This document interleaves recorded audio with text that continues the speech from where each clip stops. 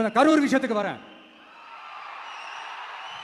கரூர்ல என்ன நடந்ததுன்னு அந்த கரூர் மக்களை கேட்டாலே புட்டு புட்டு புட்டு வைப்பாங்க.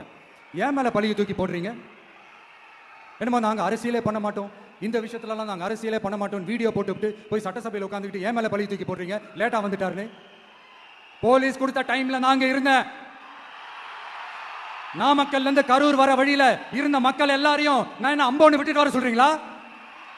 நாமக்கல்ல இருந்து கரூருக்கு நான் எப்படி வந்தேன், எவ்வளவு நேரத்துல வந்தேன், உலகமே லைவ்ல பாத்துக்கிட்டு இருந்தது. வாய் கூசாம ஏன் மேல பழி தூக்கி போடுறீங்க? ஒரு மனசாட்சின்றது வேணா? சரி, நீங்க தான் எதுவுமே பண்ணல சார்.